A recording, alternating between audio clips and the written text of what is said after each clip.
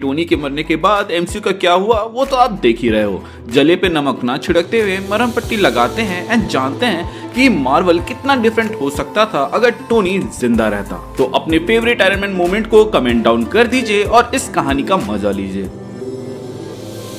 तो कहानी स्टार्ट होती है टोनी के स्नैप से, जिसके बाद से थैनोस और उसकी आर्मी धूल बनने लगती है और फिर टोनी वहां पे गिरने लग रहा होता है। सब कोई उसकी ओर बढ़ रहे होते हैं और इन कुछ सेकंड्स के अंदर ही टोनी रियलिटी स्टोन की मदद से अपने घाव को भरने लग रहा होता है और टाइम स्टोन की मदद से इस इफेक्ट को जल्दी जल्दी कर रहा होता है, जिसके वजह से उसे बहुत ही ज्यादा पेन सहना पड़ रहा होता है। इसीलिए वो पावर स्टोन की मदद से खुद को थोड़ी पावर देता है और सोल स्टोन की मदद से अपने सोल को अपने बॉडी से निकलने नहीं दे रहा होता है, जिसके बाद से वो वहां पर बेहोश हो जाता है और war machine and Thor Tony को उठाकर जल्दी से हॉस्पिटल ले जाते हैं, क्योंकि टोनी के इन्फिनिटी स्टोन्स को दोबारा से यूज करने के बावजूद टोनी इतना जख्मी रह जाता है कि वो सिर्फ किसी तरह सरवाइव कर पाता है और जो डैमेज रहते हैं वो अभी भी ज्यादा रहता है। टोनी आईसीयू में बेहोश रहता है, जहाँ इसी दरमियान कैप्टन अमेरिका स्टोन्स को रिटर्न करने के लिए अलग अलग टाइमलाइन में जाते हैं जहाँ से उनको लाया गया था, जिसको मैंने अच्छे से अपने पुराने वीडियो में बताया था, जिसका टाइटल था कि how captain America return the infinity stones in end game.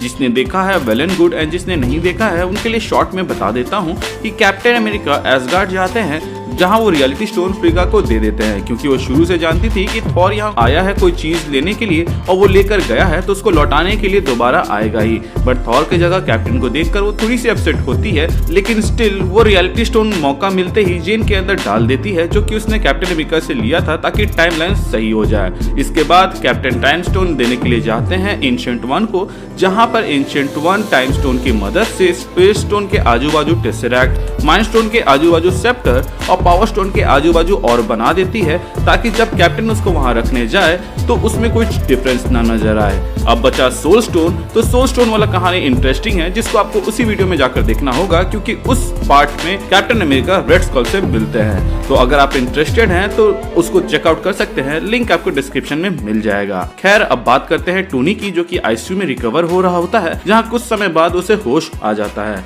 लेकिन होश में आते ही वो पेपर या फिर मॉर्गन स्टार को नहीं बल्कि निक फ्यूरी को देखता है, जहां पर निक फ्यूरी कहता है कि मुझे पता है कि तुमने अर्थ को एंड इस यूनिवर्स को बचाने के लिए क्या क्या किया है, बट खतरा अभी टला नहीं है। जिस पर टोनी कहता है कि कम ऑन फ्यूरी, होश में आते ही सबसे पहले इंसान अपनी फैमिली को देखना चाहेगा और तुम यहाँ पर एक बुरी खबर लेकर आए हो। फ्यूरी कहता है कि अगर मैटर सीरियस नहीं होता तो मैं यहाँ पर नहीं आता, बट अर्थ में एलियन इन्वेजन होने वाला है। टोनी कहता है कि तो क्या हुआ, जिस तरह थैनोस की आर्मी को हमने धूल चटाई है उसी तरह उस आर्मी को भी चटा देंगे। तभी पीछे से एक और निक फ्यूरी आता है एंड सामने वाला निक फ्यूरी स्क्रल वाले रूप में आ जाता है एंड बताता है कि मैं टैलोस हूँ। जब फ्यूरी स्पोर्ट स्टेशन में या अर्थ के बाहर जाते हैं तब मैं अर्थ में उनकी जगह को पूरी करता हूँ। तभी असली फ्यूरी कहता है कि अब तुम समझे कि मैं किस इन्वेजन की बात कर रहा हूँ। An empire topple by its enemy can rise again, but the one which crumbles from within that's dead forever. अगर पता हो कि दुश्मन कौन है तो हम उनसे डील कर सकते हैं, लेकिन अगर अपने ही दुश्मन बन जाए तब क्या करेंगे। टोनी कहता है कि इलैबोरेट। टैलोस बताता है कि हम स्क्रल हैं, जो कि किसी का भी रूप ले सकते हैं। हमारे स्पीसीज का क्री के साथ लंबे समय से युद्ध चल रहा है, जिसकी वजह से हमारा प्लेनेट तबाह हो गया और इसके बाद से हम सब बट गए और अलग अलग प्लैनेट्स में जाकर वहाँ घुल मिल के रहने लगे। कैप्टन मार्वल ने मेरे एंड मेरे जैसों की मदद की 1990s में, जिसके बाद से हम फ्यूरी के साथ मिलकर काम कर रहे हैं। तभी टोनी कहता है कि अच्छा, तो क्री को पता चल गया है कि स्क्रल अर्थ में है और वो हमला करने वाले हैं। जिस पर निक फ्यूरी कहता है नहीं, टैलोस ने सिर्फ उसके जैसे अच्छे स्क्रल के बारे में बताया। ताली कभी एक हाथ से नहीं बचती। टोनी क्री जंग करते हैं क्योंकि स्क्रल के तरफ भी उनके जैसे ही वॉर मंगरिंग लोग थे एंड ये वॉर मंगरिंग स्क्रल्स क्री के हाथों मात खाने के बाद से दूसरे प्लेनेट में पहले जाते हैं, वहां के लोगों के साथ घुल मिल जाते हैं और मोस्ट पावरफुल लोगों को रिप्लेस करते हैं और फिर अपनी आर्मी को वहां पे बिल्ड करने लगते हैं। तभी टैलोस बताता है कि अभी तक 2 प्लैनेट्स तबाह हो चुके हैं क्री स्क्रल वॉर के वजह से एंड अर्थ तीसरा बन सकता है, क्योंकि स्नैप के बाद से अर्थ में सब बिखर चुके थे एंड इसी बात का फायदा उठाते हुए बुरे स्क्रल्स ने पॉलिटिकली अपनी पकड़ अच्छे जगह पे बना ली है, वहीं कुछ तो सुपर हीरोज को भी रिप्लेस कर चुके हैं। टोनी कंफ्यूज होकर पूछता है कि तुम लोग तो सिर्फ रूप बदल सकते हो, तो सुपर हीरोज को कैसे रिप्लेस कर रहे हो,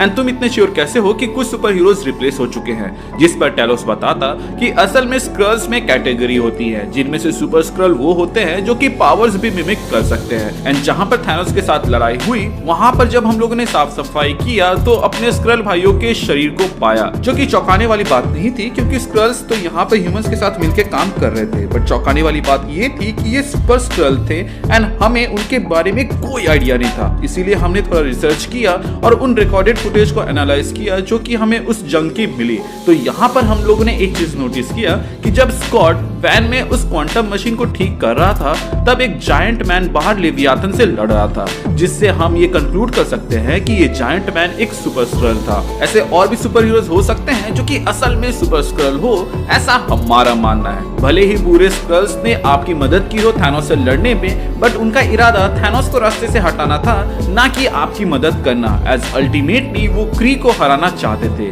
फ्यूरी बताता है कि एवेंजर्स अभी बिखरे हुए हैं एंड मैं उन्हें एकजुट करने नहीं जा रहा, क्योंकि क्या पता उनमें से कोई स्क्रल हो। मुझे सिर्फ तुम पर एंड कैप्टन पर विश्वास है।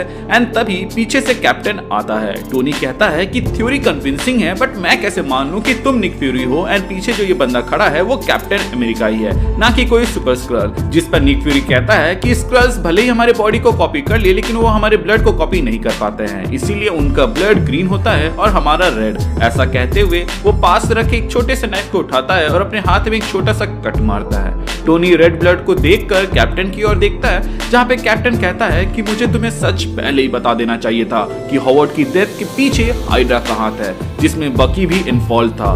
मैं आज भी सोचता हूं कि काश मैंने तुम्हें ये बात पहले बता दिया होता तो एवेंजर्स कभी टूटती ही नहीं और थैनोस को हम पहली बार में ही हरा देते साथ मिलकर। टोनी कहता है कि कैप्टन, मैं अब पास्ट में नहीं जीना चाहता, उस गलती के लिए मैं माफ कर चुका हूं, क्योंकि शायद तक डैड भी यही करते, और इन सब के लिए हमारे पास टाइम नहीं है, प्लस दुनिया को भी बचाना है। तो फ्यूरी, प्लान क्या है? जिस पर फ्यूरी स्माइल करता एंड कहता कि तुम्हें मरना होगा। इसके बाद न्यूज आती कि टोनी स्टार्क, जो कि स्नैप के वजह से क्रिटिकल सिचुएशन में थे, वो अब नहीं रहे, और फिर उनका फ्यूनरल दिखता। स्टार्क दूर से ही अपने फ्यूनरल को देखता एंड कहता कि कभी सोचा नहीं था कि खुद के फ्यूनरल को देखना पड़ेगा। असली फ्यूरी कहता है कि मरे हुए इंसान को कोई रिप्लेस नहीं कर सकता, प्लस इसका एक और फायदा ये है कि हम लोग फ्रीली काम कर पाएंगे।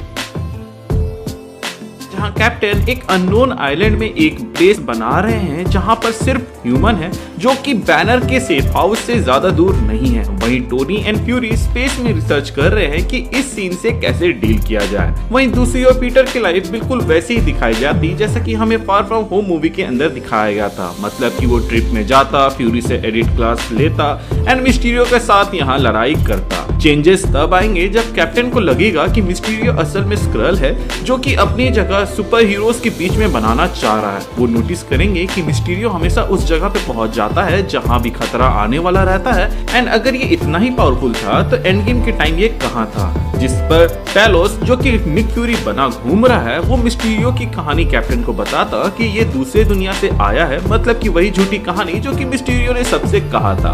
कैप्टन को ये कहानी उतनी पसंद नहीं आती और वो बैकग्राउंड चेक पर लग जाता है, जहां उसके हाथ एक क्लिप लगती है जहां फायर एलिमेंटल वर्सेस मिस्टीरियो की लड़ाई चल रही होती है। और यहाँ पर कैप्टन नोटिस करते हैं कि मिस्टीरियो की जो लेजर है वो बुलेट होल्स जैसा या फिर क्या बुलेट मार्क्स जैसा निशान छोड़ रहे हैं। उस लड़ाई को और भी अच्छे से एनालाइज करने के बाद से वो रियलाइज करते हैं कि पीटर की वेबिंग मिड एयर में किसी चीज से टकराकर घूम जाती है एंड कुछ मेटेलिक पार्ट एली में जा गिरता है। कैप्टन अपने लोगों को वहां पर भिजवाते हैं, बट उन्हें वहां कुछ भी नहीं मिलता, क्योंकि आपको याद होगा कि मूवी के अंदर एमजे ने उसको उठा लिया था, जिसके बाद ही पीटर एंड एमजे को पता चलता है कि मिस्टीरियो सिर्फ इल्यूजन बनाता है। कैप्टन रिसर्च करता एंड पता करता कि क्विंटन बेक असल में है कौन, और उन्हें ये बात पता चलता कि ये एक्स एम्प्लॉय है स्टार्क इंडस्ट्रीज का, जिसको इसलिए फायर कर दिया गया था क्योंकि वो मेंटली इल था, प्लस वो इल्यूजन बनाने का एक्सपर्टीज था। कैप्टन टेलोस को फोन लगाकर बोलते कि मिस्टीरियो पे नजर रखना, वो सही बंदा नहीं है, क्योंकि क्विंटन असल में एक्स स्टार्क एम्प्लॉय है जो कि टोनी के बार्क टेक का हिस्सा था, जिससे इल्यूजन बनते हैं। तो हो सकता है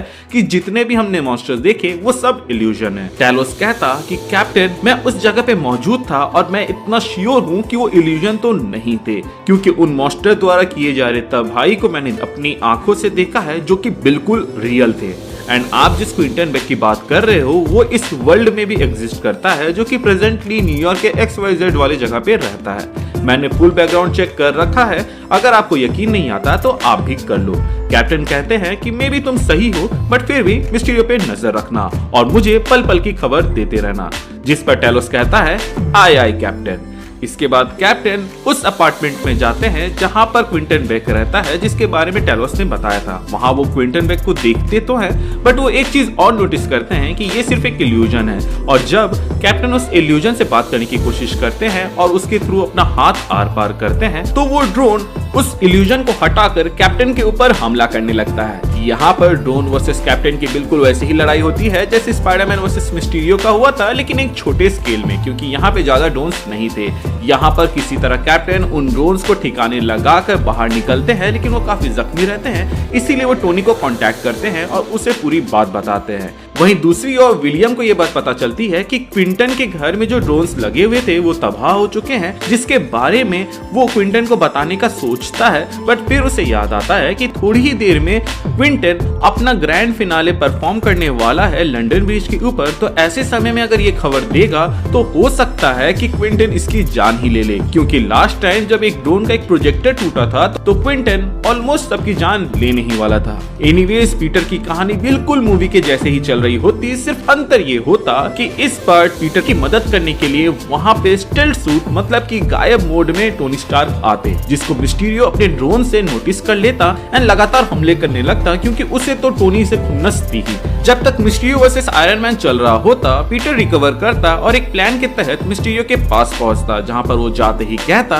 कि तुम्हारे असिस्टेंस के लिए थैंक यू फ्राइडे, लेकिन यहाँ से मैं देख लूंगा। मिस्टीरियो जो कि ये बात जानता था कि सामने आयरन मैन है, वो आयरन मैन को कहता कि खबरदार जो तुम यहाँ से गए, तुमने मुझसे मेरा सब कुछ छीना और मैं तुमसे सब कुछ छीन लूंगा। पीटर को लग रहा होता कि उस सूट के अंदर रोडी या आयरन मैन का कोई सेंट्री मोड होगा, क्योंकि होमकमिंग में भी ऐसे ही उसको बचाने के लिए सूट आ जाते थे। तो टोनी ने हो सकता है कि ऐसे सूट रखे होंगे जो कि पीटर की मदद के लिए टाइम टू टाइम आए, तो उसे लगता कि यहाँ पे मिस्टीरियो पागल हो गया है और वो उस पे हमला करता। मिस्टीरियो आधे ड्रोन को टोनी स्टार्क के पीछे भेज देता और अपने आधे ड्रोन से पीटर से लड़ने की कोशिश करता, लेकिन रिजल्टेंट वही होता जो कि मूवी में हुआ था, मतलब कि पीटर यहाँ पे बैग से चश्मा लेके सब कुछ रोक देता है। तभी वहाँ पे टोनी आ जाता है, जिसको देख के पीटर कहता है थैंक यू फ्राइडे मदद करने के लिए। कि तभी उससे टोनी निकलते हैं, कहते हैं कि तुमने काफी अच्छा काम किया, बट इन सब के लिए जिम्मेदार तुम ही हो। जब मैंने एडिट की जिम्मेदारी तुम्हें सौंपी थी तो तुमने एडिट किसी और को क्यों दी? पीटर बोलता कि क्या तुम कोई रिकॉर्डिंग हो या टोनी का कोई एआई? टोनी कहता है कि मैं टोनी ही हूँ, मैं एक अंडरकवर मिशन में हूँ, बट मुझे अपने ग्रैंड मिशन को रिस्क में डालना पड़ा क्योंकि तुमने इतना बड़ा थ्रेट को जन्म दिया। वो तो अच्छा हुआ कि सही टाइम पे मुझे खबर मिल गई, वरना पता नहीं क्या होता। बाय द वे ये सूट तो मैंने नहीं बनाया था, क्या इसे तुमने बनाया? जिस पे पीटर कहता हाँ, क्योंकि वो शॉक में था कि टोनी जिसके फ्यूनरल को अटेंड किया था वो अभी उसके सामने है। टोनी उसके कमर में देखता एंड कहता कि तभी मैं सोचूं कि यहाँ पे वेब कार्ट्रिजेस क्यों मिसिंग है, अगर वेबिंग खत्म हो जाती है तो तुम क्या करोगे? कि तभी बीच में पीटर उन्हें गले लगा लेता और कहता है I missed you mister Stark. जिस पर स्टार्क कहते कि मी टू जूनियर, तुम इंटेलिजेंट हो बट थोड़े लेजी हो, जो कि तुम्हारे इस सूट के बनाने वाले तरीके से पता चलता है। प्लस जिम्मेदारियों से भागो मत पीटर, क्योंकि मैंने ये एडिट की जिम्मेदारी तुम्हें दी थी। तुम्हें और मेहनत करनी होगी बच्चे, ताकि तुम अपने इंटेलिजेंस को ठीक से फर्निश कर पाओ, क्योंकि इंटेलिजेंस कोई प्रिविलेज नहीं है, ये एक गिफ्ट है जिससे तुम्हें मानवता की भलाई के लिए यूज करना है। मैं समझ सकता हूँ कि तुम personal life and super hero life को बैलेंस करने में स्ट्रगल कर रहे हो, बट मुझे विश्वास है कि तुम बीच का रास्ता निकाल लोगे। अभी तुम एडिट के लिए रेडी नहीं हो, इसीलिए इसको तुम अभी यूज मत करना। पीटर पूछता है कि क्या हम दोबारा मिलेंगे, जिस पर टोनी कहता है कि जरूर मिलेंगे, बट तब तक मेरे बारे में किसी को मत बताना, ना हैप्पी को, ना मॉर्गन को, ना पेपर को। और उसके बाद से टोनी वहां से चला जाता। फिर पीटर जाता एमजे से मिलता एंड उसके आगे की कहानी बिल्कुल वैसे ही कंटिन्यू होती। एंड क्रेडिट में हमें दिखाया जाता है कि मिस्टीरियो ने डेली ब्यूगल को एक क्लिप भेजा है जिसमें उसने चीजों को अपने हिसाब से एडिट किया है, जहां हम देख सकते हैं कि टोनी कहता है पीटर से कि जितनी बड़ी थ्रेट होगी उतने बड़े हीरो तुम बनोगे, तुम मिस्टीरियो को ठिकाने लगाओ वरना ये पूरी दुनिया को बता देगा कि इन सब के पीछे मेरा हाथ है, क्योंकि मैं तुम्हें अगला टोनी स्टार्क बनाना चाहता था और इस हीरोगिरी से छुट्टी लेना चाहता था। फिर मिस्टीरियो कुछ और एविडेंस और क्लिप्स प्रोवाइड करता जिसमें हम देख सकते हैं कि टोनी के वेपन्स ना सिर्फ देश के मिलिट्री के पास है बल्कि दुश्मनों के भी पास है। इसका मतलब ये हुआ कि टोनी स्टार्क वेपन दोनों साइड को बेचता था। असल में मिस्टीरियो यहाँ ओबाडिया स्टैन के करतूतों का बिल टोनी पे फाड़ देगा, जिससे लोग ना सिर्फ पीटर बल्कि टोनी के अगेंस्ट हो जाएंगे। निक फ्यूरी जो स्वॉर्ड के स्पेस स्टेशन में थे वो अर्थ आते हैं एंड टोनी से कहते हैं कि टोनी क्या जरूरत थी तुम्हें मिस्टीरियो एंड स्पाइडी की लफड़े में पड़ने की, जिस पर टोनी कहता है कि कैप्टन ने कहा था कि मामला सीरियस है एंड मेरे स्पेस से अर्थ में आते आते मैंने देखा कि मिस्टीरियो मेरे ही एडी ड्रोन्स को यूज करके तबाही मचा रहा है। निक फ्यूरी कहता कि उन सब को हैंडल करने के लिए हमारे लोग थे, तुम्हारे इस गलती के वजह से तुमने जो मरने का नाटक किया था वो पूरी दुनिया के सामने राज खुल चुका है और उसने तो तुम्हें उन क्राइम के लिए फ्रेम कर दिया है जिसमें तुम्हारा कोई इन्वॉल्वमेंट भी नहीं था। टोनी कहता है कि हाँ मालूम है मुझसे गलती हो गई है, लेकिन मुझे तुम ये बताओ कि सिर्फ प्रॉब्लम ही बताओगे या सॉल्यूशन भी, जिस पर निक फ्यूरी कहता है कि ऑलरेडी उस पर काम चल रहा है। जिसके बाद से फ्यूरी टीवी चालू करता है, जिस पर हमें दिखाया जाता है कि एक प्रेस कॉन्फ्रेंस रखा गया है पेपर द्वारा, जहां वो स्टार्क इंडस्ट्रीज के बिहाफ में ऑफिशियल स्टेटमेंट दे रही है कि भले ही लंदन वाले हमले में हमारे ड्रोन्स इन्वॉल्व थे बट उसको यूज करने में टोनी या पीटर का किसी का भी हाथ नहीं था। जिस पर मिस्टीरियो वक्त कहते हैं कि तुम झूठी हो एंड अनाप शनाप बोलने लगता है कि तभी सिक्योरिटी उन लोगों को बाहर ले जा रहे होते हैं कि वहां पे आयरन मैन का सूट आता है, हेलमेट खुलता है तो उसमें टोनी रहता है, जिसके बाद से सब शॉक्ड हो जाते हैं कि तभी टोनी कहता है कि वैसे तो मैं एंट्री धमाकेदार करना चाहता था बट सोचा नहीं था कि ऐसे हालात में आना पड़ेगा। उसके बाद वो कहता है कि सबसे पहले तो मेरे ऊपर मिस्टीरियो द्वारा लगाए गए इल्जाम बेबुनियाद हैं, क्योंकि मेरी कंपनी सिर्फ आर्मीज के लिए वेपन्स बनाती थी एंड जो वेपन्स टेररिस्ट के पास मिले थे वो ओबाडिया स्टेन की वजह से मिले थे। मैंने अपना वेपन डिवीजन उसी दिन बंद कर दिया जिस दिन मैंने ये ऐलान किया था कि I am Iron man, because iron man कोई वेपन नहीं बल्कि मैं ही आयरन मैन हूँ। इसके बाद टोनी कहता है कि पीटर ने भले ही एडिट ड्रोन्स को शटडाउन करने का आदेश दिया था जिसका क्लिप पब्लिक किया गया बट उसको ऑन मिस्टीरियो ने किया था। फिलहाल मेरे पास कोई ठोस प्रूफ तो नहीं है क्योंकि उसने कोई सुराग नहीं छोड़ा है, बट उससे एक गलती हो गई कि तभी एक रिपोर्टर पूछती है कि तुमने ये ड्रोन्स क्यों बनाए, जिस पर टोनी कहता है कि ये ड्रोन्स बनाए थे मैंने अर्थ के सेफ्टी के लिए, इन केस फ्यूचर में एलियन इन्वेजन न्यूयॉर्क के जैसे फिर कभी हो तो उसके लिए हम प्रिपेयर रहे। अल्ट्रॉन प्रोग्राम में मैंने एआई डालने की गलती की थी जिसकी वजह से सुकोविया में एक एक्सीडेंट हुआ, इसीलिए मैं ऐसे ड्रोन्स बनाए जो कि ह्यूमन के कमांड पे ही काम करे। जब थैनोस आया था तब मैं उसको यूज करने का सोचा था बट सॉर्सरर सुप्रीम एंड बाकी सॉर्सरर की मेहरबानी की वजह से हमें दूर दराज से एलियन से भी मदद मिले थे, और ऐसे में मैं अगर उन ड्रोन्स को ये कमांड देता कि जाके एलियंस को टारगेट करो तो हो सकता था कि हमारे साथ देने वाले एलियंस भी मारे जाते या फिर चोटिल हो जाते, इसीलिए मैंने उनको यूज नहीं किया। एंड हाँ, ऐसा मत सोचना कि मैंने नोटिस नहीं किया कि जैसे ही मैंने मिस्टीरियो की गलती की बात की तभी आपका सवाल आया। मैं यहाँ पूरी तरह से प्रिपेयर्ड आया हूँ, इसीलिए मिस्टीरियो की बातों को पहले मैं डिबंक करता हूँ। सबसे पहले तो मैंने अपने ड्रोन्स में ये इल्यूजन टेक डाला ही नहीं था।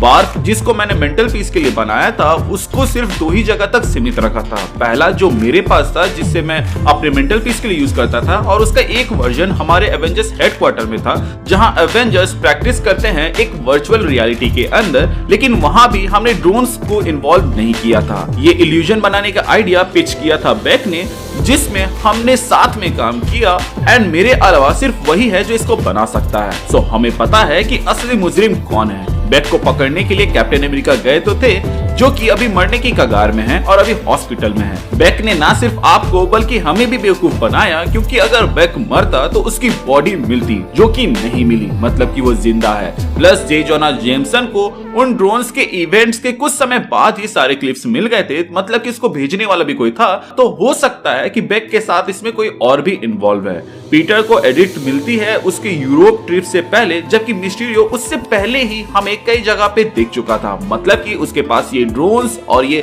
इल्यूजन बनाने के टेक पहले से थे। अब जो ड्रोन्स उसने बनाए थे वो सॉर्ट ऑफ काफी सिमिलर है हमारे टेक से, जिससे हम इस कंक्लूजन में पहुंचे हैं कि इस इवेंट के पीछे हमारे किसी एक्स एम्प्लॉय का हाथ है, इसीलिए हम इसकी जांच पड़ताल कर रहे हैं। सो आप देख सकते हैं कि पीटर बेगुनाह है एंड लंदन में जो कुछ भी हुआ उसके पीछे स्टार्क इंडस्ट्रीज का हाथ नहीं है, बल्कि कुछ क्रिमिनल्स का हाथ है जिसको पकड़ने के लिए मैं लगा हुआ हूँ। इसके बाद टोनी कहता कि आप सोच रहे होंगे कि मैंने मरने का नाटक क्यों किया, तो गाइस मैंने मरने का नाटक नहीं किया, बल्कि मैंने टोनी बनने का नाटक किया, क्योंकि टोनी स्टार्क के जाने के बाद से क्राइम एक्टिविटीज काफी ज्यादा बढ़ गई थी, जिसको मैं रोकने में लगा हुआ था और उसको काफी हद तक रोक भी दिया था। लेकिन ये मिस्टीरियो आउट ऑफ नोवेयर आकर एक बहुत बड़ा तमाशा कर गया, जिसके बाद से टोनी अपने फेस से एक मास्क उतारता जैसे नताशा ने विंटर सोल्जर में हटाया था, और हम देख पाते कि ये टोनी स्टार्क नहीं बल्कि हार्ली किनर है, जिसको आप लोगों ने आयरन मैन 3 में देखा था।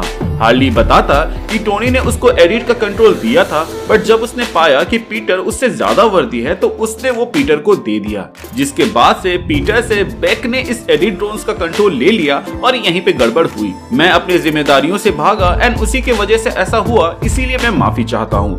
मैंने अभी तक तो अपने मेंटर टोनी को फॉलो करने के अलावा कुछ भी ऐसा नहीं किया जिसके वजह से मैं नेक्स्ट आयरन मैन बनूं, बट हाँ, मिस्टीरियो के वजह से जितने भी लोग सफर किए हैं उन सबको मैं इंसाफ दिलाऊंगा, क्योंकि उसने ना सिर्फ मेरे मेंटर आयरन मैन के नाम पर कीचड़ उछाला है, बल्कि कैप्टन को भी हॉस्पिटल पहुंचाया है, जिससे ये मैटर अब पर्सनल हो गया है। स्टार्क फैमिली एंड पीटर को परेशान ना किया जाए, क्योंकि अभी मैंने जो भी कहा उन सब बातों का प्रूफ मैंने पब्लिक कर दिया है, जो कि आपको इंटरनेट में आसानी से मिल जाएगा, ताकि जनता भी जाने कि सच क्या है। मैं चला मिस्टीरियो को पकड़ने एंड फिर हार्ली वहां से उड़ जाता। टोनी जो इतने देर से फ्यूरी के साथ टीवी देख रहा था वो पूछता कि हार्ली इतना बड़ा कब हुआ, जिस पर फ्यूरी बताता कि तुम्हारा ये बहुत बड़ा फैन था, प्लस इंटेलिजेंट भी था। कमी थी तो रिसोर्सेज की, जिसको हमने प्रोवाइड किया ताकि अगर कभी एवेंजर्स बागी हुए तो इसे मैं इस्तेमाल कर सकूं। टोनी कहता है कि क्या तुम इस बच्चे को हमारे अगेंस्ट यूज करते? फ्यूरी बताता कि इस बच्चे को कम मत समझो, क्योंकि इसने ना सिर्फ हर एक एवेंजर्स की कमजोरी ढूंढ निकाली, बल्कि कैसे हर एक एवेंजर्स को न्यूट्रलाइज किया जाए वो तक हमें बताया। टोनी थोड़ा कंफ्यूज्ड होके फ्यूरी से पूछता कि इसकी क्या जरूरत थी, जिस पर फ्यूरी कहता कि सिविल वॉर के बाद से तुम एंड कैप्टन बच्चों के जैसे लड़ रहे थे एंड मुझे लगा कि अगर कोई आउट ऑफ कंट्रोल हो गया तो उसे कंट्रोल में लाने की जरूरत पड़ सकती है। तभी मैंने हार्ली को यहाँ पे कंटीजेंसी प्लान बनाने को कहा हर एक एवेंजर्स के लिए। ये मेरा सीक्रेट वेपन था जिसको अभी ही यूज करना पड़ गया तुम्हारी गलती की वजह से। टोनी कहता कि अब क्या जिंदगी भर ताना मारोगे? तो फ्यूरी टोनी के हाथ में फाइल थमाता एंड कहता कि ये है हार्ली की रिपोर्ट तुम्हारे बारे में। जो भी कमियां हैं तुम्हारे सूट में उसको ठीक करो, क्योंकि मुझे जंग में कमजोर सिपाही नहीं चाहिए। एंड हाँ, जब तक कैप्टन ठीक नहीं होते तब तक अर्थ वाले बेस को तुम संभालोगे, मैं वहां की रिपोर्ट्स भी तुम्हें भेज दूंगा। टोनी फाइल को खोलता एंड उस रिपोर्ट पे पढ़ता तो वो शॉक्ड हो जाता, क्योंकि हार्ली ने बिल्कुल सटीक कमजोरियां निकाली थी जो कि उसके मार्क 85 में था। टोनी स्माइल करता एंड कहता कि अच्छा काम किया बच्चे। मिस्टीरियो भक्त अभी भी पीटर को दोषी मानते हैं, इसीलिए पीटर की कहानी नो वे होम में जैसी थी वैसे ही चलती। मतलब कि वो डॉक्टर स्ट्रेंज से मदद मांगता और सब गड़बड़ होती, जिसके बाद से सारे स्पाइडर मिलकर सारे विलन्स को बचाने में लग जाते। अंतर ये होता कि एडी जो कि अपने यूनिवर्स से हमारे यूनिवर्स में आता है, वो एक बीच से दूसरे बीच में नहीं आता, बल्कि वो उस जगह पर आ जाता जहाँ पे सीक्रेट इन्वेजन को रोकने के लिए नया बेस बनाया गया था। मतलब कि एडी के यूनिवर्स में जहाँ पर बीच है, वहीं पे पीटर के यूनिवर्स में, मतलब कि हमारे इस यूनिवर्स में एक सीक्रेट बेस है। एडी को समझ नहीं आता कि वो कहां और कैसे आ गया, और इसीलिए वो वेनम से पूछता है, जिस पर वेनम कहता है कि इसके बारे में उसे कोई आइडिया नहीं है और इसके पीछे उसका कोई हाथ नहीं। ये लोग वहां से निकलने की कोशिश करते, बट वो नोटिस करते कि किसी भी डोर से बाहर जाने के लिए उनको एक कार्ड लगेगा, और इसीलिए एडी वेनम के मदद से किसी एक इंसान का कार्ड लेकर वहां से निकलने की कोशिश करता है, जिसके बाद से वो बाहर निकलने का रास्ता ढूंढ रहा होता है, जिस चक्कर में वो देखता है कि यहाँ पे कई सारे एक्सपेरिमेंट चल रहे हैं और कई सारे वेपन्स बन रहे हैं। इसी बीच जिस इंसान का कार्ड खोया हुआ रहता है वो रिपोर्ट करता है कि मेरा कार्ड मिसिंग है, जिस पर सिक्योरिटी वाले कहते हैं कि तुम्हारा कार्ड तो अभी भी वर्किंग में है और वो एक जगह से दूसरी जगह जा रहा है। जिस पर जिसका कार्ड था वो बंदा कहता पर मैं तो तुम्हारे सामने हूँ। जिसके बाद से वो सुपीरियर ट्रेस करता कि वो कार्ड की मूवमेंट कहाँ से कहाँ हो रही है और किसके थ्रू हो रही है, और तभी उसे यहाँ पे पता चलता कि ये एडी के पास है, और उसके बाद से वो उसको पकड़ने के लिए कई सारे लोग भेजता। इतने सारे लोगों को देख एडी खुद को वेनम में बदल लेता और लड़ने लगता। वेनम को ऐसे लड़ते देख सिक्योरिटी हेड टोनी को इन्फॉर्म करता कि एक एलियन हमारे बेस में आ चुका है, जिसके बाद टोनी वहां सूटअप करके जाता और वेनम के साथ वहां पे लड़ने लगता। आयरन मैन के ब्लास्टर्स और यूनिबीम वहां पे कुछ काम नहीं कर रहे होते हैं, और क्योंकि ये एक बंद जगह पे लड़ाई हो रही है तो टोनी यहाँ पे फुल पोटेंशियल पे भी लड़ नहीं पा रहा होता है, तो यहाँ पे उसे अपने सूट के स्ट्रेंथ के दम में लड़ना पड़ रहा था। इसी बीच एक टाइम ऐसा आता है जहाँ पे वेनम डोमिनेट करने लगता है कि तभी वहाँ पे टोनी सोनिक अटैक यूज करता है, जिसके बाद से वहाँ पे वेनम मजबूरी में एडी में बदल जाता है। जिसके बाद टोनी कहता है कि अच्छा तो तुम्हारी कमजोरी साउंड है। जिसके बाद से एडी आयरन मैन की ओर देखता और कहता कि तुम कौन हो, जिस पर टोनी अपना मास्क हटाता और कहता कि यहाँ सवाल मैं पूछूंगा, और हाँ दोबारा से ब्लैक हल्क टाइप बनने की कोशिश मत करना, वरना डीजे का साउंड इतना बढ़वाऊंगा कि दोबारा ब्लैक हल्क बनने लायक नहीं रहोगे। जिस पर एडी कहता है ब्लैक हल्क का क्या मतलब हुआ। टोनी थोड़ा सा शॉक होता और कहता कि क्या तुम हल्क को नहीं जानते। जिस पर एडी अपना सर ना में हिलाता और उसके बाद टोनी कहता कि हल्क के जैसे तुम्हारा जो साइज बढ़ जाता है और तुम जो ब्लैक में बन जाते हो उसके बारे में मैं बोल रहा हूँ। एडी कहता कि उसका नाम वेनम है। टोनी कहता है कि वेनम हो या फिनाइल मुझे क्या, गार्ड्स इसको इंटीग्रेशन रूम में ले जाओ, मैं वहाँ पे थोड़ी देर में आता हूँ। इसके बाद एडी को एक ऐसे रूम में रखा जाता है जहाँ पे चारों ओर सोनिक वेपन्स लगे हुए रहते हैं ताकि वेनम हलचल करे तो उसको शांत किया जा सके। कई लोग एडी को इंटीग्रेट करते हैं बट कुछ काम की बात नहीं निकाल पाते, इसलिए टोनी वहाँ आता है और बात करने लगता है, जहाँ वो पूछता है कि तुम हो कौन। जिस पर वो बताता है कि मैं बहुत बार बता चुका हूँ लेकिन मैं फिर से बता रहा हूँ कि मेरा नाम एडी ब्रॉक है। जिस पर टोनी कहता है कि एडी ब्रॉक ये है जो कि फिलहाल एक बास्केटबॉल खेल रहा है। एडी देखता और कहता कि ये तो मेरी बचपन की फोटो की जैसे लग रही है, बट फिर भी तुम जाके सैन फ्रांसिस्को में किसी को भी मेरे बारे में पूछ सकते हो, वो बता देगा कि मैं कौन हूँ क्योंकि मैं एक नामी रिपोर्टर हूँ। जिस पर टोनी कहता है कि अच्छा तो तुम एक रिपोर्टर हो जो कि यहाँ इन्वेस्टिगेट करते करते एक सीक्रेट आइलैंड बेस में आराम से घुस गए जिसके बारे में किसी को भी पता नहीं था, और तुम यहाँ सिर्फ एक खबर की तलाश में आए। जिस पर एडी बताता कि मैं यहाँ आया नहीं बल्कि लाया गया हूँ, मैं तो मायमी में मस्त छुट्टी बना रहा था और फिर एक रोशनी आई जिसके बाद से मैं यहाँ पे टेलीपोर्ट हो गया। टोनी उस रूम के क्लिप को देखता है जहाँ पर वो टेलीपोर्ट हुआ था, तो वो देखता है कि एडी यहाँ पे एक तरह से सच ही कह रहा है। टोनी को लगता है कि ये मैजिक से रिलेटेड है, बट क्योंकि वो रिस्क नहीं लेना चाहता था वो एडी से पूछता है कि अपने बारे में और बताओ। एडी ने जितने भी खुलासे किए अपने वर्ल्ड में उसके बारे में बताने लगता है, बट वैसा कुछ यहाँ नहीं होता है, जिसके वजह से सबको इनकी बातें झूठ लगने लगती है। बट वहाँ सिर्फ टोनी स्टार्क ही रहता है जो इस बारे में सोच रहा होता है कि हो सकता है कि ये अल्टरनेट अर्थ या फिर के पैरेलल यूनिवर्स से आया हो। कि तभी वेनम एडी से बोलता है कि उसको तुम टच करो और मैं तुम्हारी मेमोरी उसको दिखा दूंगा, और यही बात एडी टोनी से कहता है। जिसके बाद से टोनी अपनी टीम को कमांड देता है कि अगर मुझ पे कोई खतरा दिखे तो इसको उड़ा देना, और इसके बाद से एडी टोनी के हाथ के ऊपर हाथ रख देता है। जिसके बाद से वेनम एडी की मेमोरीज को दिखाने लगता है, बट क्योंकि टोनी की कंपैटिबिलिटी वेनम के साथ अच्छे से नहीं बन रही होती है, इसलिए टोनी को और भी बहुत कुछ दिख जाता है। जैसे कि उसे ये दिखता है कि एक ऐसा यूनिवर्स है जहाँ पे स्पाइडरमैन वर्सेस वेनम हो रहा है, जिसमें वहाँ के पीटर बिल्कुल अलग है दिखने में और वो वेनम को मार रहा है। इसके बाद उसे नल वर्सेस सेलेस्टियल्स की लड़ाई दिख जाती है, जिसमें वो ये देखता है कि सेलेस्टियल्स को हराने के बाद से नल ने उसको मून में दफनाया था। इसके बाद टोनी देखता है कि नल कहीं पे कैद है और वो टोनी को अपने पास बुला रहा है, और टोनी के कदम उसकी ओर बढ़ ही रहे होते हैं कि तभी वेनम टोनी से बॉन्डिंग तोड़ देता है। टोनी पूछता है कि वो कौन था, जिस पर वेनम बताता है कि इसके बारे में तुम ना ही जानो तो बेहतर है, मुझे बस ये साबित करना था कि एडी जो भी कह रहा है वो सच है। जिसके बाद से टोनी वहाँ से उठकर बाहर चला जाता है। वो अपने सैटेलाइट्स की मदद से मून को स्कैन करने के लिए फ्राइडे को कहता है, जिस पर फ्राइडे बोलती है कि हम वहाँ सर्च क्या कर रहे हैं। तो टोनी कहता है कि अगर वहाँ पे ह्यूमन शिफ्ट आर्मर या कुछ भी तुम्हें दिखे जो कि अनयूजुअल है उसकी रिपोर्ट मुझे देना और किसी को भी नहीं। तभी टोनी टीवी पर न्यूज देखता है कि हैप्पी के अपार्टमेंट के पास सैंड अचानक से आ गया है, जो कि इम्पॉसिबल है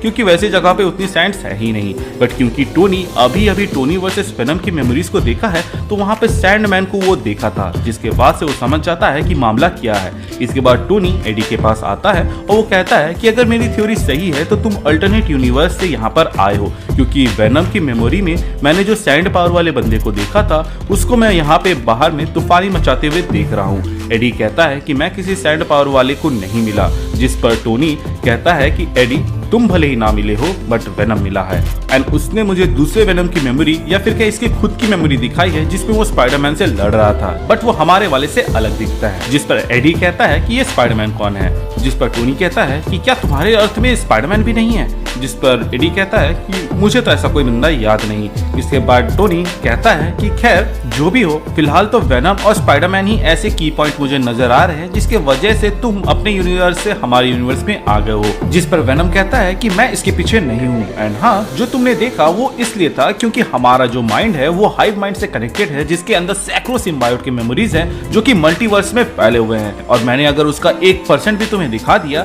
तो तुम्हारा ये छुटकू सा दिमाग कॉम्प्रीहेंड भी नहीं कर पाएगा, उल्टा सर फट जाएगा। तभी टोनी को एक मैसेज आता है जिसको देखने के बाद से टोनी अपने लेफ्ट पॉकेट से एक वैक्सीन निकालकर खुद को इंजेक्ट कर लेता है और वेनम की आंखों में देखते हुए कहता है कि चलो देखते हैं कि क्या मेरा सर फटता है या नहीं, और मुझे मल्टीवर्स की वो सारी मेमोरीज दिखाओ। जिसके बाद वेनम कहता है कि मैं सारी मेमोरीज तो नहीं दिखा सकता बट कुछ जरूर दिखाऊंगा तुम्हारी लिमिट को टेस्ट करने के लिए, लेकिन उसके लिए मुझे तुम्हारे साथ कंप्लीटली पॉइंट करना होगा जो कि शायद तक तुम्हारे लोग करने ना दे। जिस पर टोनी अपने लोगों को कहता है कि सिर्फ इस बात का ख्याल रखना कि एडी यहाँ से कहीं भी ना जाए, बाकी अपना ख्याल मैं खुद रख लूंगा। और इसके बाद वेनम एडी की बॉडी को छोड़कर टोनी के साथ बॉन्ड करता है।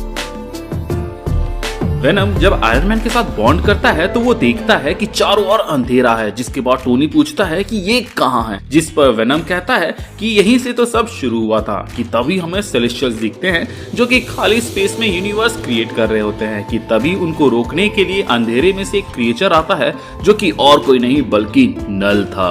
नल कहता है कि बंद करो ये सब, ये अंधेरा मेरा साम्राज्य है। कि तभी एक सेलेस्टियल उसकी बात को बीच में काटते हुए कहता है नहीं था, हम सेलेस्टियल्स हैं एंड हम इस खाली जगह पर जीवन ला रहे हैं जिससे संतुलन बना रहे। नल कहता है कि खाली जगह, तुम्हें दिखता नहीं कि ये खाली जगह मेरी है जहां मैं रहता हूँ, बट इससे सेलेस्टियल्स को फर्क नहीं पड़ता है। वो अपने काम में लग जाते हैं जिससे नल को गुस्सा आता है एंड उसी वक्त नल हमला कर देता है। जिसके बाद एक सेलेस्टियल का तो वो सर धड़ से अलग कर देता है, वहीं दूसरे सेलेस्टियल को वो उसी रोशनी में धकेल देता है जिससे वो यूनिवर्स क्रिएट कर रहे थे। इसके बाद बाकी सेलेस्टियल्स प्रोसेस को अधूरा छोड़कर नल पर एक साथ हमला करते हैं, जिससे नल कुछ दूर फेंका जाता है और जब वो खुद को संभालता है तो देखता है कि सेलेस्टियल्स वहां से जा चुके हैं। नल के बॉडी में जख्म लगा हुआ था जिससे वो समझ जाता है कि इनसे लड़ने के लिए उसे एक वेपन और आर्मर चाहिए होगा। इसीलिए वो मरे हुए सेलेस्टियल के सर में जाकर ऑल ब्लैक नेक्रोसवॉर्ड को बनाता है। इसके बाद सेलेस्टियल्स के आर्मी वर्सेस नल की फाइट शुरू होती है जिसमें कुछ सेलेस्टियल्स नल से लड़ रहे होते हैं तो कुछ सेलेस्टियल्स क्रिएशन के अधूरे काम को पूरा कर रहे होते हैं। नल गॉड ऑफ डार्कनेस होने की वजह से अकेले ही सेलेस्टियल्स पे भारी पड़ रहा था क्योंकि इनफाइनाइट स्पेस में डार्कनेस के अलावा कुछ नहीं था। लेकिन सेलेस्टियल भी हार नहीं मान रहे थे, जहां कुछ मरते ही दूसरे सेलेस्टियल आ जाते थे। एज बैकग्राउंड में जो सेलेस्टियल यूनिवर्स क्रिएट कर रहे थे तो उस यूनिवर्स के अंदर सेलेस्टियल्स जन्म ले रहे थे जो कि नल से लड़ने के लिए बाहर आते थे और यहाँ पर बाकी सेलेस्टियल्स का साथ देते थे। कई साल और बीत जाते हैं जिसके बाद से उसी यूनिवर्स से गॉड्स भी बाहर आते हैं सेलेस्टियल का साथ देने के लिए और नल को रोकने के लिए। बट गॉड्स के आने के बाद भी कोई फर्क नहीं पड़ रहा था क्योंकि जो नेक्रोसवॉर्ड सेलेस्टियल्स को मार सकता है वो गॉड्स को एग्जिस्टेंस से मिटा भी सकता है। नल समझ चुका था कि वो लोग नहीं रुकने वाले, तो नल कहता है कि तुम लोगों ने मुझसे मेरी दुनिया छीनी है और अब मैं तुमसे तुम्हारी दुनिया छीनूंगा। और इतना कहते ही वो अपने असीम ताकतों को एक करता है एंड उस क्रिएशन की ओर टारगेट कर देता है जिसको बचाने के लिए इतने सारे सेलेस्टियल्स और गॉड लड़ रहे थे क्योंकि वहीं से बाकी सेलेस्टियल्स और गॉड आ रहे थे। नल उस क्रिएशन को करप्ट करने में कामयाब होता है एंड वहां भी अपने डार्कनेस को फैला देता है जिसकी वजह से सेलेस्टियल का क्रिएशन जो था उसमें भी डार्कनेस आ जाता है। और यही रीजन दिया जाता है कि क्यों स्पेस ब्लैक होता है। बट जिसको नल मास्टर स्ट्रोक समझ रहा था वो उसकी सबसे बड़ी गलती साबित होती है, जहां इस मूव के बाद एक यूनिवर्स से कई सारे यूनिवर्स बिखरने लगते हैं जिसके वजह से मल्टीवर्स क्रिएट हो जाता है जिसमें अनगिनत यूनिवर्स बन जाते हैं जिसके वजह से नल कमजोर पड़ जाता है क्योंकि सारी डार्कनेस अब मल्टीवर्स में फैल चुकी थी। अब हर यूनिवर्स में नल का एक वर्जन था जो कि भले ही ओरिजिनल जितना पावरफुल ना हो बट वो सेलेस्टियल्स एंड गॉड्स का सामना कर सकता था। जो लड़ाई इतने इतने सालों तक क्रिएशन के बाहर चल रही थी अब वो अंदर चलने लगती है। कि तभी टोनी वेनम को टोकते हुए पूछता है कि क्या हमारे यूनिवर्स में भी नल है। वेनम कहता है कि जहाँ डार्कनेस है वहाँ नल है। अब ऐसा हो सकता है कि तुम्हारे यूनिवर्स के गॉड्स ने नल को कहीं पे कैद कर दिया हो और वहां से वो आजाद होने के लिए ही तुम्हें उकसा रहा है या फिर तुम पे काबू पाने की कोशिश कर रहा है। लेकिन यहाँ पे कोई सिम्बायोट ना होने की वजह से तुम में से कोई भी उससे टेम्प्ट नहीं हुआ, लेकिन मेरे थ्रू वो तुमसे कांटेक्ट बनाने की कोशिश कर रहा है। इसीलिए जब तुमने मुझे छुआ था तब तुम्हें उसकी एक झलक देखने को मिली थी। तभी टोनी पूछता है कि क्या नल को खत्म नहीं किया जा सकता, जिस पर वेनम कहता है कि जब तक डार्कनेस है तब तक नल है। टोनी पूछता है कि इन सब का तुमसे क्या रिलेशन, तो वेनम बताता है कि नल हर यूनिवर्स में बंटने के बाद ऑल ब्लैक नेक्रोसोर्ड बनाता है, जो कि पहला सिम्बायोट था, जिसके बाद से कहानी अलग अलग यूनिवर्स में अपने हिसाब से चलती है। जैसे कि कुछ यूनिवर्स के अंदर सिम्बायोट्स जब दूसरे क्रिएचर से बॉन्ड करते हैं तो वो अच्छाई से रूबरू होते हैं, जिसके बाद से वो नल के खिलाफ चले जाते हैं और नल को ही कैद कर देते हैं। तो कुछ यूनिवर्स में नल से ये ऑल ब्लैक कोई और छीन लेता है, जिसमें से गॉड नाम का एलियन बहुत फेमस है क्योंकि वो ऑलमोस्ट हर गॉड्स को मार चुका था, बट थॉर ने सबको बचा लिया। टोनी पूछता है कि हमारा थॉर, जिस पर वेनम बोलता है कि क्या तुम्हारे यूनिवर्स में गॉड द गॉड बुचर नाम का एलियन गॉड्स को मारते हुए दिखा है जिसे थॉर ने मारा हो। तो टोनी कहता है कि नहीं, अभी तक तो ना ही सुना है और ना ही देखा है। तो वेनम कहता है कि तब तो दो ही बातें हो सकती है, पहला ये कि गॉड द गॉड बुचर आने वाला है, वहीं दूसरी बात ये हो सकती है कि इस यूनिवर्स में वो है ही नहीं। खैर द पॉइंट इज कि वो जो ऑल ब्लैक नेक्रोसोर्ड है उसी से सारे सिम्बायोट्स बाहर आए हैं। मेरे यूनिवर्स में तो नल ने गॉड्स को अच्छे से हराया था एंड सेलेस्टियल्स का नामो निशान मिटा दिया था, तो उसके बाद से उसने ऑल ब्लैक को अपने शरीर से अलग करके एक प्लेनेट में छोड़ के चला गया, जिसके बाद से समय बीता और वो सिम्बायोट से कई सारे सिम्बायोट्स बने और हम एक एक करके प्लेनेट पे कब्जा करने लगे ताकि नल को पता चले कि हम उसके बिना भी क्या कर सकते हैं। इसीलिए मैं अर्थ आया था बाकी कॉमरेड्स के साथ ताकि अर्थ को कॉन्कर करूं, पर एडी से मिलने के बाद मुझे लगा कि ये प्लेनेट को मुझे अपने लोगों से बचाना होगा ताकि ये लोग पीसफुली यहाँ रह सके। इसीलिए मैंने एडी की मदद की अपने जनरल राइट को मारने में। सो तुम देख सकते हो स्टार कि एडी और वेनम दोनों हीरोज है तुम्हारी तरह, ना कि बुरे लोग हैं नल या सिम्बायोट्स की तरह। टोनी पूछता है कि तुम्हें कैसे पता चला कि मैं हीरो हूँ, तो वेनम बताता है कि मैं जिसके साथ बॉन्ड करता हूँ मैं उसकी मेमोरीज में झांक सकता हूँ। टोनी पूछता है कि तुम्हारे जैसे सिम्बायोट सिर्फ बॉडी वॉडी देते हैं या कुछ और भी, जिस पर वेनम बताता है कि इट डिपेंड्स, हम किससे बॉन्ड कर रहे हैं। मुझे याद है कि कुछ यूनिवर्सेस में जब नल ने मरे हुए सेलेस्टियल्स की डेड बॉडी को इस्तेमाल करके हमला किया था, तो जो सिम्बायोट्स थे उन्होंने दूसरे मरे हुए सेलेस्टियल्स की बॉडी को कंट्रोल करके उसको काउंटर किया था। जिस पर टोनी पूछता है कि क्या तुम भी सेलेस्टियल आर्मर को कंट्रोल कर सकते हो, तो वेनम बोलता है कि फिलहाल तो नहीं। इसके बाद से टोनी पूछता है कि क्या तुम मुझे बता सकते हो कि स्क्रल्स को कैसे हराया जाए, जिस पर वेनम कहता है कि हमारी डील हुई थी कि तुम एडी को जाने दोगे जब मैं उसकी हर एक बात को सच साबित कर दूंगा। जिस पर टोनी कहता है कि मैं तुम्हें कैद नहीं कर रहा हूँ, असल में तुम्हारे पास मल्टीवर्स का नॉलेज है, उससे मुझे ये जानना है कि स्क्रल्स को कैसे रोका जाए और मुझे पता है कि तुम मेरी मदद करोगे क्योंकि तुम भी मेरे जैसे एक हीरो हो। क्या एक हीरो दूसरे हीरो की मदद नहीं करेगा? जिसके बाद वेनम मदद के लिए मान जाता है। वेनम कहता है कि हीरो तो मैं हूँ एंड फिर वो हाइव माइंड से कनेक्ट करके टोनी से रिलेटेड जितने इंफॉर्मेशन है उन्हें चेक करने लगता है, जिस दरमियान टोनी को खुद के अल्टरनेट वर्जन्स दिखने लगते हैं। एंड जैसे ही वो उनके बारे में पूछने जाता है कि वेनम कहता है कि देखो भाई, फिलहाल तो मुझे ये टोनी स्टार्क मिला जो स्क्रल से लड़ने के लिए एक ऐसा डिवाइस बनाया जिसकी रे लगते ही स्क्रल्स अपने असली रूप में आ जाते हैं, जो कि काफी काम आएगा तुम्हारे मिशन में। प्लस इस लड़ाई में तुम्हें कैप्टन की जरूरत पड़ेगी एंड कुछ दुश्मनों से हाथ मिलाना पड़ेगा। वहीं स्क्रल्स असल में अर्थ में मौजूद वाइब्रेनियम के लिए आए हैं कि तभी वेनम नोटिस करता है कि टोनी का कॉन्शियस के आजू बाजू नल का कॉन्शियस हावी हो गया है। जब टोनी अपने अल्टरनेट वर्जन्स को देख रहा था तो उनमें से एक वर्जन नल से हाथ मिलाता है जो टोनी को असीम शक्तियां देता है। वेनम बोलता है कि टोनी वो बस तुम्हें अपने फायदे के लिए इस्तेमाल करेगा, कि तभी टोनी डरावनी आवाज में कहता है कि चुप। वेनम कहता है कि टोनी, मैंने नल की ओरिजिन तुम्हें इसीलिए बताई थी ताकि तुम समझो कि वो बुरा है एंड तुम्हें उससे हाथ नहीं मिलाना है। टोनी मुस्कुराता है एंड कहता है कि तुम्हारा काम खत्म हुआ वेनम, अब तुम जा सकते हो। कि तभी टोनी के कॉन्शियस से ग्लो आने लगता है, जिसके बाद से वेनम टोनी से अलग होकर एडी के साथ जुड़ जाता है। वेनम को समझ नहीं आ रहा होता है कि यहाँ चल क्या रहा है कि तभी टोनी खड़ा होकर कहता है कि मैंने कहा था ना तुम मुझे आजमा सकते हो। एंड तभी हमें ये पता चलता है कि वेनम के साथ बॉन्ड करने से पहले टोनी ने एक्सट्रीमिस्ट वायरस का एक परफेक्ट वर्जन लिया था, जिसका एक वर्जन हम लोगों ने आयरन मैन 3 में देखा था। टोनी कहता है कि क्या तुम स्क्रल वाली बात फिर से बताओगे, क्योंकि जब तुम वो बात बता रहे थे तब नल मुझ पर हावी था तो मैं ठीक से उसे समझ नहीं पाया। मैंने तो सोचा था कि एक्सट्रीमिस्ट वायरस मुझे तुमसे मिलने वाले डैमेज से बचाएगी, बट ये तो मुझे नल से बचा ली। वेनम कहता है कि आग एंड साउंड दो ऐसी चीजें हैं जो कि हम सिम्बायोट्स की कमजोरी है, एंड क्योंकि वो मेरे थ्रू ही तुमसे बॉन्डिंग कर रहा था तो तुम्हारे बॉडी का अचानक से हीट करना हमारे बॉन्डिंग को वीक कर दिया। इसके बाद वेनम बताता है कि तुम्हें captain America and black panther की मदद लगेगी स्कल से डील करने के लिए, कि तभी रोशनी आती है एंड वेनम को उसके यूनिवर्स में वापस भेज देती है। टोनी वेनम को पकड़ने की कोशिश करता है बट वो नाकाम होता है, लेकिन इसी वजह से वेनम का एक टुकड़ा नीचे गिर जाता है जो कि टोनी के वॉच के पीछे जाके छुप जाता है, क्योंकि टोनी उस वक्त गुस्से में था जिसके वजह से उसकी बॉडी हीट कर रही थी। उसके बाद टोनी उसी रूम में बैठ जाता है जहाँ कई बार उसके एसोसिएट्स आकर उससे बात करने की कोशिश करते हैं, बट टोनी अपने ही ख्याल में डूबा रहता है। वो सोच रहा होता है कि वो आगे क्या करेगा एंड इसी में घंटे गुजर जाते हैं। कुछ घंटों बाद वहाँ पे फ्यूरी आता है एंड पूछता है कि क्या हुआ एंड एक्सट्रीमिस्ट वायरस के बारे में तुम मुझे कब बताने वाले थे। हमने देखा है कि एक्सट्रीमिस्ट वायरस अगर सही से काम नहीं किया तो वो एक टाइम बॉम्ब के जैसा इंसान को उड़ा सकता है, जिस पर टोनी चुप रहता है। कि तभी फ्यूरी गुस्से में कहता है कि फॉर गॉड सेक टोनी कुछ तो बोलो, क्योंकि तुमने अभी अभी ना सिर्फ अपनी बल्कि इस बेस में मौजूद हर इंसान की जान जोखिम में डाली।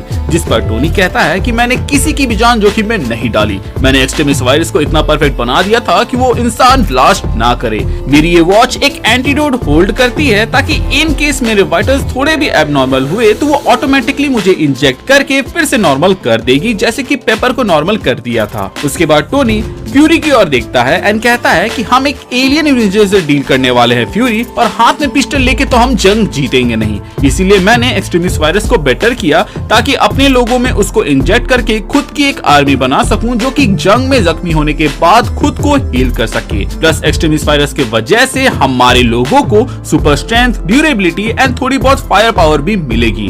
निक फ्यूरी कहता है कि ये रिस्की होगा, जिस पर टोनी कहता है कि रिस्क कहाँ नहीं है। वैसे एक्सट्रीमिस्ट वायरस को परफेक्ट करके मैं ये आइडिया पिच करने वाला था, बट वेनम के आने से सोचा इसे खुद पर ही आजमा लूं, बट मुझे नहीं लगता कि तुम अप्रूव करोगे। जिस पर फ्यूरी कहता है कि मैं इस पर पूरी रिपोर्ट देखना चाहूंगा। कि तभी टोनी बीच में बात काटते हुए कहता है कि स्क्रल्स अर्थ इन्वेड कर रहे हैं एंड अभी तक हमारे पास कोई भी प्लान नहीं है उन्हें रोकने का। कम से कम हमारे पास ऐसी आर्मी तो होनी चाहिए जो उनका सामना कर सके। मैंने सोच लिया था कि थानोस से डील करने के बाद से मैं ये सुपर हीरो की जिंदगी छोड़ दूंगा और अपनी बेटी के साथ शांति से जीवन जीऊंगा। मैं यहाँ तुम्हारी मदद इसलिए नहीं कर रहा हूँ क्योंकि दुनिया को मेरी जरूरत है, बल्कि मैं यहाँ इसलिए आया हूँ ताकि मैं अर्थ को एक बेटर प्लेस बना सकूं अपनी बेटी के लिए। एंड इसके लिए अगर तुम मुझे सेल्फिश भी कहोगे तो मुझे फर्क नहीं पड़ता।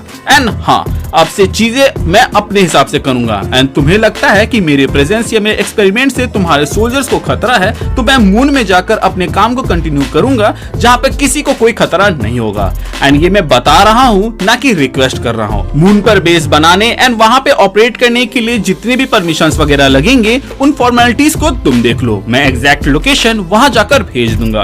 फ्यूरी कहता है कि ये थोड़ा मुश्किल होगा बट मैं मैनेज करता हूँ। टोनी थैंक यू बोलते हुए हाथ मिलाता है और फिर वहाँ से जाने लगता है। कि तभी फ्यूरी पीछे से टोकते हुए कहता है कि उस एलियन सिम्बायोट से कुछ पता चला या नहीं, क्योंकि एजेंट्स बता रहे थे कि तुम उसके साथ काफी देर तक बॉन्डेड थे। जिस पर टोनी कहता है कि मुझे कुछ सुनाई नहीं दिया, तुमने कुछ कहा क्या? और तभी वो सूट अप करके वहाँ से उड़ जाता है आसमान की ओर। इसके बाद फ्यूरी अपने एजेंट से कहता है कि मुझे कैप्टन की अपडेट दो, मैं टोनी एंड स्क्रल से एक साथ डील नहीं कर सकता। कैप्टन रहेगा तो वो कम से कम टोनी को संभाल लेगा, बाकी टोनी पर भी नजर रखो क्योंकि मुझे पता है कि he is up to something. कि तभी हमें टोनी स्पेस की ओर जाते हुए दिखता है। एंड इसी के साथ हमारा ये सीजन खत्म होता है। आई होप कि आपको ये सीजन पसंद आया हो, क्योंकि हम बहुत ही जल्द सेकंड सीजन के साथ वापस आने वाले हैं। Thank you for watching this video, stay tuned.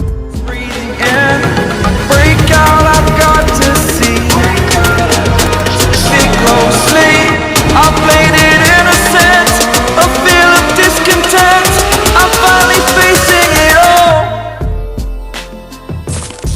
एक विधि सा आइडिया है, देखें काम आता है कि नहीं। तो आज का पैकअप करने से पहले एक और ट्रायल मॉडल बना के देख लेते हैं। तो चलो इस बार एक उल्टी सी मोबियस पट्टी बना के देखो प्लीज। मुझे तुम्हारी मदद चाहिए टॉमी।